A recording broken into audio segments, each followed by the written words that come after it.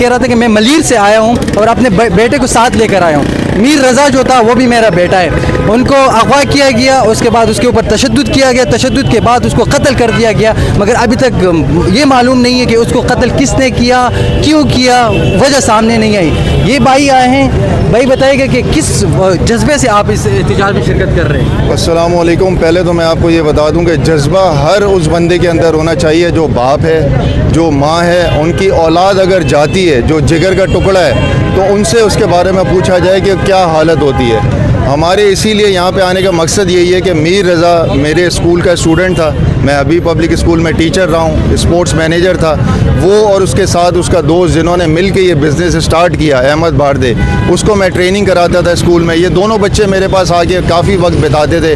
बहुत अच्छी nice quality वाला बच्चा था, रिस्पेक्ट करता था, बड़ों का एहतराम करता था। यही वजह है कि मैं आज यहाँ पे उसके लिए यहाँ मौजूद हूँ, ठीक है ना। और जो उसको जिस तरह बेदर्दी से कत्ल किया गया, मैं यही चाहूँगा कि उसके लिए जस्टिस किया जाए। पुलिस करना चाहे तो कब्र से भी निकाल के बंदे को पूछ सकती है कि हाँ भाई क्या मामला था। यहाँ पे तो यही है ना कि जिसके असर रसूख हैं वो बंदा अपने असर रसूख इस्तेमाल करता है और वो उसका सारा मामला सेट हो जाता है। यहाँ पे तो ऐसा भी है कराची शहर में कि लोग शराब पी के नशे के धुत में धुन है, वो नशा पी के शराब और कुचल रहे हैं लोगों को। तो क्या इसके लिए जस्टिस नहीं है? हमारे कराची को लावारिस समझा गया हुआ है। क्या मीर लावारिस था?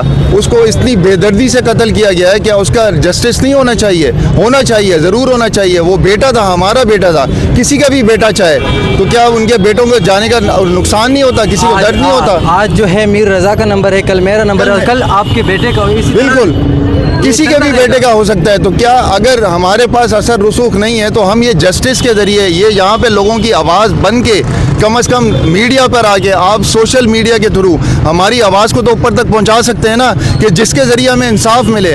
और मैं तो आज कुरान शरीफ पढ़ कर आ रहा हूँ, उसकी भी आयत है कि जिसने कत्ल किया है उसका कत्ल ही है, अगर नहीं है तो उसको सूली पे चढ़ाओ, और अगर सूली पे भी नहीं चढ़ा सकते तो उसका एक बाजू और एक टांग ये काटो। ये अल्लाह ताला का फरमान है। तो उस बंदे को पकड़ा जाए कि जिसने बेदर्दी से हमारे बच्चे को कत्ल किया, जो इस माशरे के अंदर एक कामयाब बच्चा बन रहा था। इतनी कम उम्र के अंदर वो बच्चे ने इतना बिजनेस अपना खड़ा किया।